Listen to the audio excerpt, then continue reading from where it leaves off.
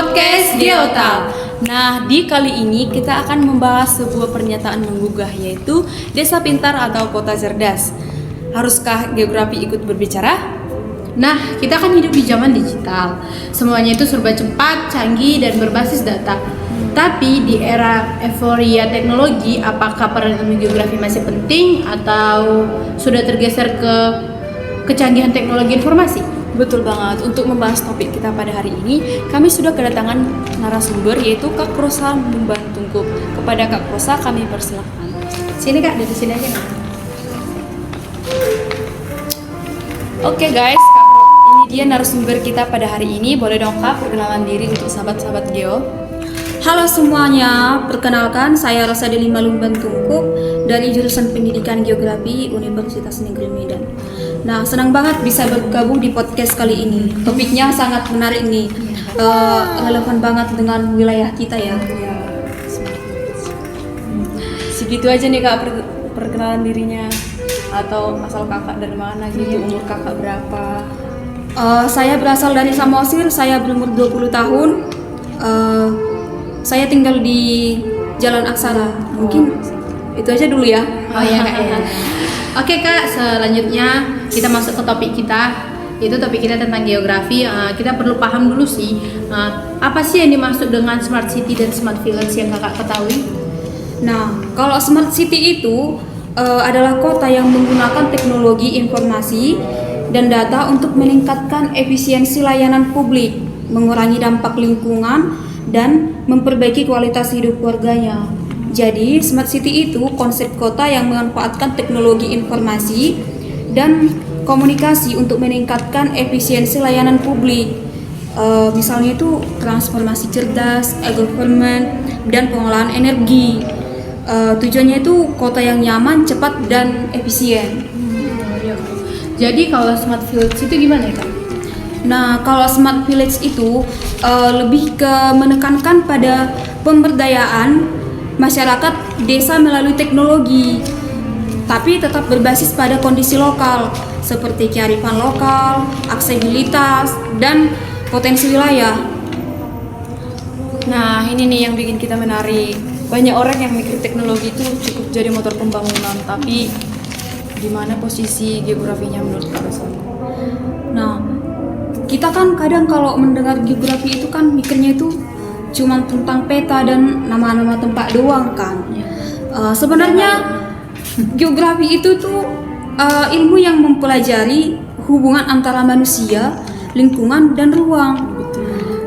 Dalam konteks smart city dan smart village ini, geografi justru krusial.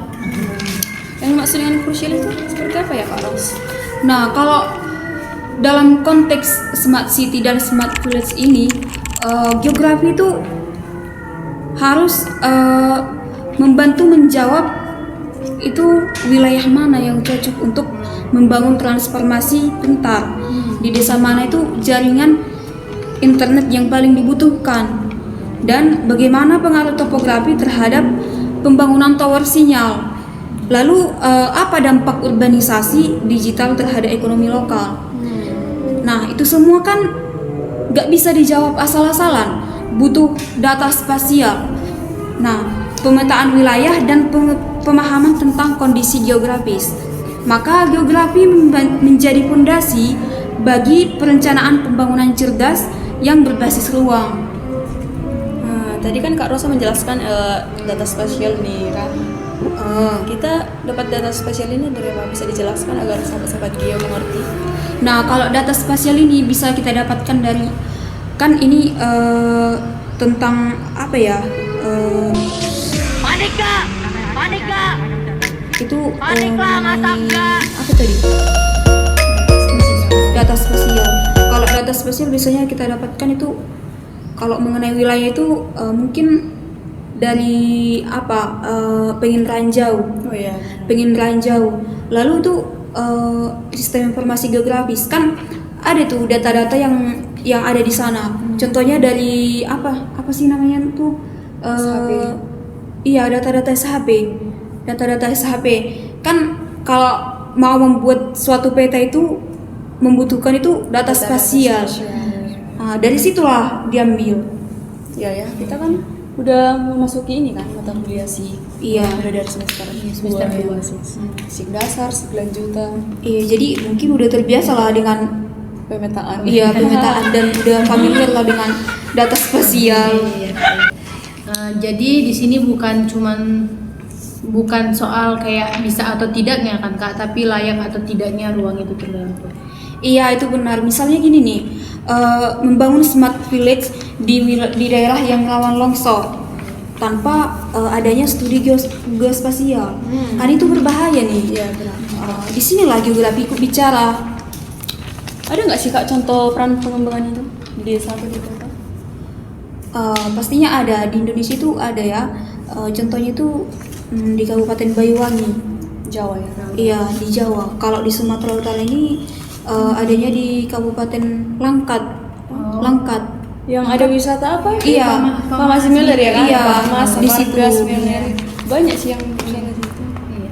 Itu kalau di Sumatera Utara ini ya. Nah, kalau yang di Kabupaten Banyuwangi ini, mereka tuh menggunakan SIG untuk memetakan kebutuhan desa. Hasilnya itu alokasi wifi gratis. Kan sekarang itu ada kan wifi gratis di desa. Dilakukan lebih adil, berbasis jumlah penduduk, topografi, dan jarak ke pusat layanan. Wah, keren nih Kak. Berarti kalau di kota? Nah, kalau di kota itu Contohnya di Medan ini, enggak ada ya? kalau di Medan ini mungkin udah menerapkan juga ya. Tapi nggak kelihatan Iya. gitu ya kan. Udah menerapkan juga mengenai kayak mungkin kayak pembangunan apa itulah, apa sih yang Yang diangkat. enggak, jalan itu yang untuk mengurangi kemacetan. Jalan tol. Oh iya, jalan tol itu DKB. mungkin lah. Nah, contohnya juga ada di Bandung. Nah, ada sistem transportasi publik berbasis data mobilitas warga. Data itu dihasilkan dari pemetaan rute, titik kemacetan, dan zona hunian. Semua itu adalah kerja spasial. Oh iya. Tapi pasti ada lah kan Kak tantangannya. Itu gimana ya Kak? Nah, kalau tantangan itu pastinya banyak ya. Nah, yang paling utama itu kan belum semua pengambil keputusan itu melek tentang spasial. Nah, mereka kadang fokus pada teknologi, tapi lupa kondisi geografis. Di tiap daerah itu kan beda-beda ya. Iya, Nggak betul. semua daerah itu kan sama kan. Nggak semua daerah, contohnya lah yang rawan banjir.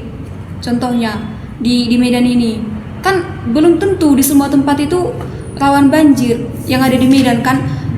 Kalau contohnya di daerah mana ya, di Medan bagian yang jarang banjir itu ada kan? Di Medan ini. Iya. Kalau contohnya lah di sini udah banjir tapi di sana kan belum banjir. Kayak gitu. Tapi kan Ada banyak. iya. Kan itu semua itu Kayak butuh. contoh semalam itu kan banjir di Binjai tapi di sini nggak ada. Kan? Iya. Itulah. Jadi untuk pembangunan ini yang butuhnya tuh data spasial, butuh geografi di dalamnya. Iya. Iya ya, contohnya itulah ya Kak, pengadaan ini sistem learning di daerah terpencil kan, apalagi tanpa belum ada listrik. Iya, itulah pentingnya geografi sebagai jembatan antara teknologi dan realitas ruang. Iya Kak. Berarti kita harus menguasai inilah ya. Iya, menguasai Data teknologi, spasial, data teknologi. Sama mungkin kalau Iya. kita udah arjis lah ya. Iya. Baik Kak, di sini sebelum kita tutup podcastnya, ada pertanyaan terakhir untuk Kakak. Satu aja lah Kak. Iya, satu aja Kak. Nggak usah langsung tegang Kak, refleks aja di sini Kak. Nggak tegang-tegang Iya. amat. Apa pendapat Kakak, menurut Kakak, mahasiswa geografi untuk ikut adil dalam pembangunan smart regional ini? Nah, kalau menurut saya pribadi ya, kita sebagai mahasiswa geografi seharusnya itu sudah harus menguasai teknologi spasial seperti penginderaan jauh, bahkan mungkin pemrograman geospasial, lalu libatkan diri di dalam riset-riset pembangunan, seperti mungkin kan ada itu kalau dalam pembangunan kan pembangunan apa sih yang di kota ini itulah yang tadi pembangunan jalan tol atau jalan untuk mengurangi kemacetan. Kan itu kita harus terlibat di dalamnya. Geografi harus ikut bicara di meja kebijakan. Itu.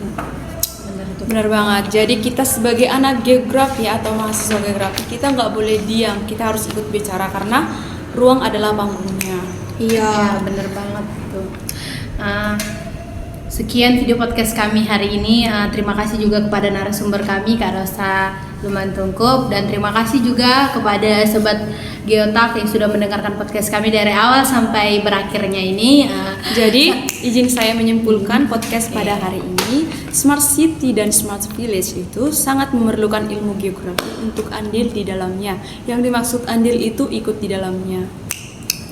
Boleh nih Kak Pi kata-kata untuk podcast kita hari ini. Sampai jumpa di episode selanjutnya. Ingat, kota dan desa bisa cerdas asal pembangunan paham ruang. Bye.